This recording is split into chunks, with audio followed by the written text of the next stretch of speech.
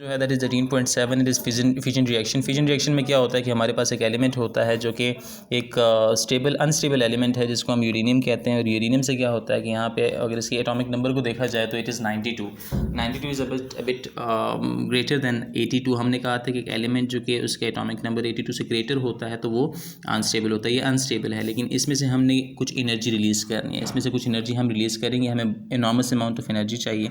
उस एनर्जी को फिर हम दो पर्पज़ के लिए यूज़ किया कर सकते हैं, या तो हम पीसफुल पर्पज़ के लिए यूज़ कर लें, बिजली वगैरह मेडिकल टर्म्स के लिए उसको यूज़ कर लें, या फिर ऐसा हो कि हम उसको न्यूक्लियर वेपन्स को बनाने के लिए यूज़ कर लेते हैं। यहाँ पे होता क्या है कि आप एक हैवी न्यूक्लियाई जो होता है यूरेनियम 235 का, उसमें से एक न्यूट्रॉन स्ट्राइक करते हो, स्लोली मूविंग न्यूट्रॉन आता है और उसके अंदर वो इंडक्ट हो जाता है। यहाँ पे इस न्यूक्लियस को तोड़ देता है थोड़ी देर के लिए, और जैसे ही एंटर होता है विद इन सेकंड एंटर हो के उस न्यूक्लियस को तोड़ देता है। जैसे ही इसको तोड़ता है तो उसके बाद क्या होता है कि दो नए एटम्स बना देता है, ये दो नए न्यूक्लियाई बना देते हैं, एक बेरियम का होता है और एक क्रिप्टॉन का होता है, ठीक है।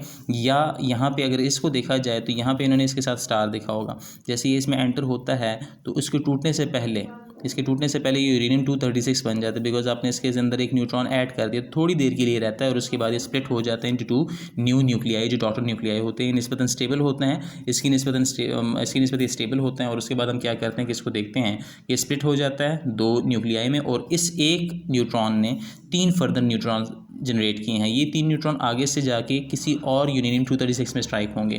तो आप देखो 1 न्यूट्रॉन जो है ये हमारे पास 3 न्यूट्रॉन्स इमिट करता है और 2 नए न्यूक्लियाई बना देता है एक यूरेनियम 236 से।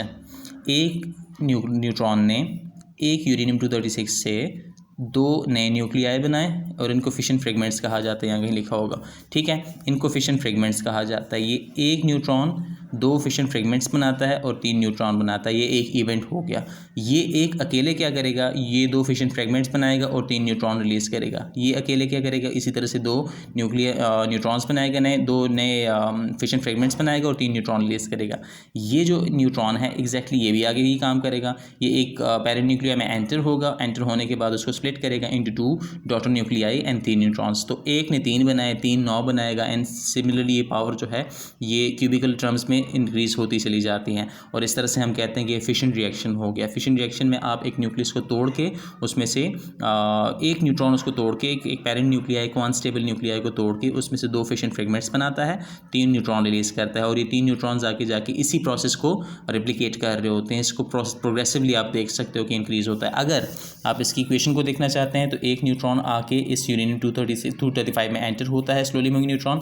एंटर होने के बाद इसको थोड़ी देर के लिए ये बना देता है यूरेनियम 236, ये और अनस्टेबल हो जाता है, ये दोनों फिशन फ्रेगमेंट्स बन जाते हैं, ये फिशन फ्रेगमेंट्स बनते हैं और 3 न्यूट्रॉन्स बन जाते हैं इसके साथ।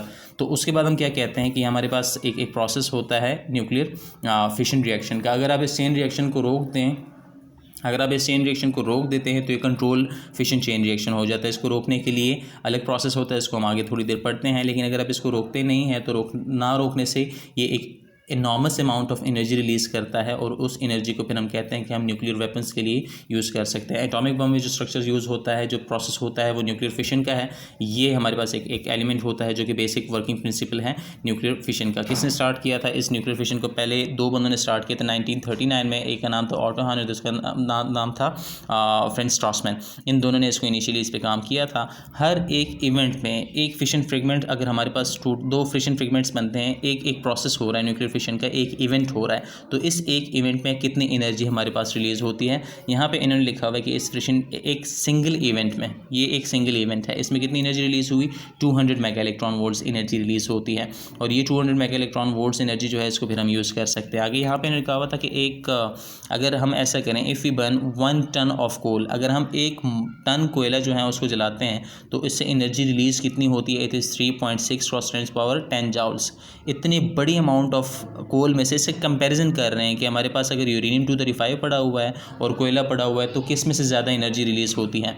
देखें, 1 टन कोयले से आपके पास इतनी एनर्जी रिलीज़ हो रही है, इसकी निस्बत अगर आप यूरेनियम का 1 kg यूज़ कर लें, 1 टन नहीं 1 kg यूरेनियम यूज़ करेंगे तो उसमें से उससे ज़्यादा अमाउंट ऑफ एनर्जी रिलीज़ होती है। 6.7 × 10⁻11 joules of energy release in splitting of uranium 235 by a fission reaction. अगर आप फिशन रिएक्शन करते हो तो उसमें से 1 किलो में से सिर्फ इतनी एनर्जी रिलीज़ होती है। इमेजिन अगर आप 1 टन कोयल जो कोयला है या कोल है उसको यूज़ करते हुए ये रिलीज़ कर रहे हैं, तो अगर आपने 1 टन यूरेनियम यूज़ कर लिया उससे कितनी अमाउंट ऑफ एनर्जी रिलीज़ होती है। बात कहने की सिर्फ ये है कि 1 kg यूरेनियम जो है उसमें से अमाउंट ऑफ एनर्जी रिलीज़ होने वाली जो है ये बहुत ज़्यादा होती है as compare to the energy release by 1 ton of coal. ठीक है, 1 टन कोयले से जो एनर्जी रिलीज़ होती है वो कम है as compare to the fission reaction of uranium 235। इसके साथ साथ आगे ये 2-3 बातें और करेंगे कि इस फिशन रिएक्शन को हम कंट्रोल कैसे कर सकते हैं। यहाँ पे इन्होंने लिखा हुआ है कि अगर इसको कंट्रोल ना किया जाए तो ये फिर एक enormous amount of energy release करेगा। एक्सप्लोजन में वो एटम बम की बात हो रही है। नेक्स्ट अब हमारे पास जो है इसको कंट्रोल करने की बात है। इससे क्वेश्चन भी आ सकता है कि how can a chain reaction be controlled in a nuclear reactor. इसको हम कंट्रोल कैसे कर सकते हैं। कहते हैं कि fission chain reaction is control in a nuclear reactor. Nuclear reactor के अंदर इसको हम कंट्रोल करते हैं। उसमें कंट्रोल रॉड्स होते हैं। वो कंट्रोल रॉड्स क्या करते हैं, वो इन जो एनर्जी रिलीज़ हो रही है ना वो अलग फिशन फ्रेगमेंट्स अलग, इसकी हम बात नहीं कर रहे हैं, लेकिन ये जो न्यूट्रॉन्स रिलीज़ हो रहे हैं अगर इन न्यूट्रॉन्स को हम एब्जॉर्ब करवा दें, अगर इन न्यूट्रॉन्स को हम एब्जॉर्ब करवा देते हैं तो इससे क्या होता है कि हमारे पास फर्दर रिएक्शन स्टॉप हो जाता है। फर्दर इन टारगेट न्यूक्लियाई के अंदर ये जाएंगे ही नहीं। अगर ये पेनिट्रेट नहीं करेंगे तो इसके साथ साथ हम क्या कहते हैं कि हमारे पास ये जो फिशन चेन रिएक्शन है ये रुक जाता है। ये फिशन चेन रिएक्शन अगर रुक जाता है तो हम कहते हैं इसको हमने कंट्रोल कर दिया है।